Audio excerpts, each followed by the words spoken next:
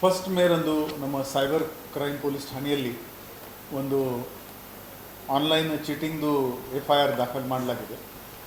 ಇದರಲ್ಲಿ ವಿಕ್ಟಿಮ್ ಪ್ರಕಾಶ್ ಗುಬ್ಬಿ ಅಂತ ವಂಟ್ಮೂರಿ ಕಾಲನಿದು ಒಂದು ಸೀನಿಯರ್ ಸಿಟಿಸನ್ ಇದ್ದಾರೆ.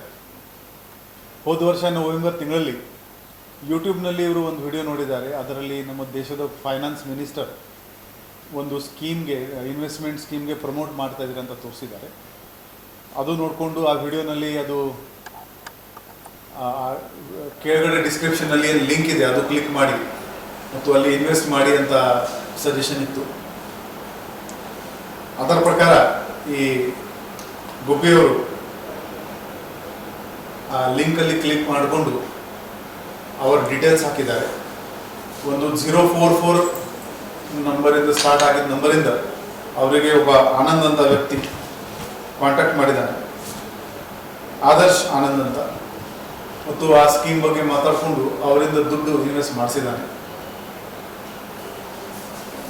ಆಮೇಲೆ ಅವರಿಗೆ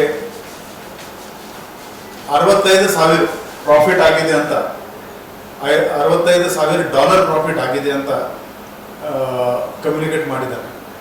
ಅವರು ಯಾವಾಗ ಆ ದುಡ್ಡು ಡ್ರಾ ಮಾಡೋಕ್ಕೆ ಪ್ರಯತ್ನ ಮಾಡಿದ್ದಾರೆ ಆವಾಗ ಅವರಿಗೆ ಇಲ್ಲ ಈ ದುಡ್ಡಕ್ಕೆ ಕಸ್ಟಮ್ ಫೀ ಕಟ್ಟಬೇಕು ನೀವು ಅಂತ 4 ಲಕ್ಷ ಕಸ್ಟಮ್ ಫೀ ಹೆಸರಲ್ಲಿ ಅವರು ವಿಡ್ರಾ ಮಾಡಿದ್ದಾರೆ.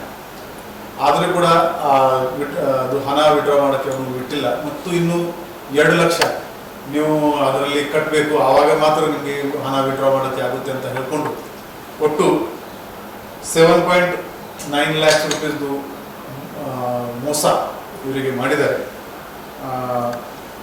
ಸೈಬರ್ ಕ್ರೈಮ್ ಪೊಲೀಸ್ ಸ್ಟೇಷನ್ನಲ್ಲಿ ನಾವು FIR ದಾಖಲು ಮಾಡಿದ್ದೀವಿ.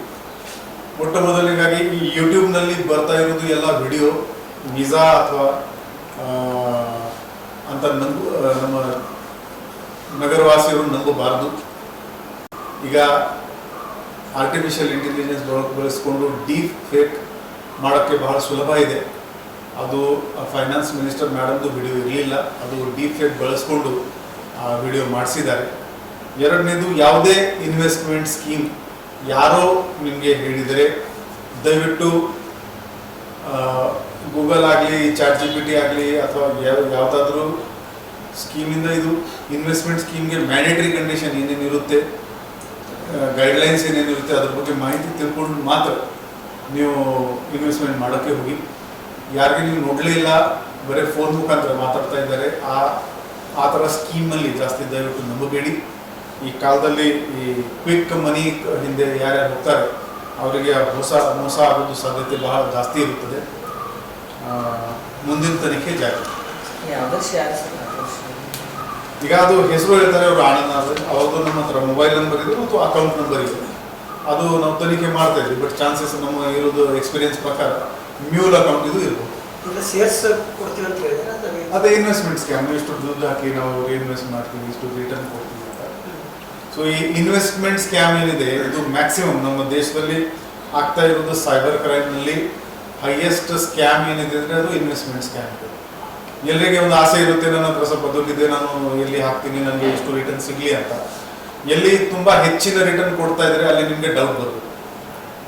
ವಾಲೆಟ್, ನಮ್ಮ ಸ್ಟೇಟ್ ಬ್ಯಾಂಕ್ ಆಫ್ ಇಂಡಿಯಾ ನಮ್ಮ ದೇಶದ ಬಿಗ್ಗೆಸ್ಟ್ ಬ್ಯಾಂಕ್ ಇದೆ, ಸರ್ಕಾರಿ ಬ್ಯಾಂಕ್ ಇದೆ. ಅವರು ಎಷ್ಟು ಕೊಡ್ತಾ ಇದ್ರೆ ಅದಕ್ಕಿಂತ ತುಂಬಾ ಜಾಸ್ತಿ ಯಾರು ಕೊಡ್ತಾ ಇದ್ರೆ ಅಲ್ಲಿ ಸ್ವಲ್ಪ ಡೌಟ್ ಬರುತ್ತೆ. ಸರ್, ರಿಕವರಿ ಏನಾದರೂ ಆಗಿದೆ ಇದರಲ್ಲಿ? ಇಲ್ಲ, ಇವರು ಬಹಳ ಲೇಟ್ ಆಗಿ ಕೊಟ್ಟಿದ್ದಾರೆ. ಇದು ನವೆಂಬರಿಂದ ಫೆಬ್ರವರಿವರೆಗೆ ಇದು ಮೋಸ ಆಗಿದೆ. ಇವರು ಮೇನಲ್ಲಿ ಬಂದು ನಮಗೆ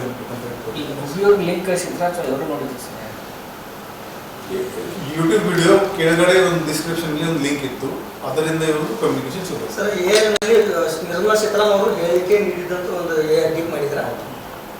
ಈಗ ಡೀಫೇಕ್ ವಿಡಿಯೋ ಮಾಡೋದು ಬಹಳ ಈಸಿ ಇದೆ. ನೀವು ಯಾರ್ದು ವಿಡಿಯೋ ಮಾಡಬಹುದು, ಅದು ಫ್ರೀ ಟೂಲ್ನಲ್ಲಿ ಕೂಡ ಸಿಗುತ್ತೆ. ಮತ್ತು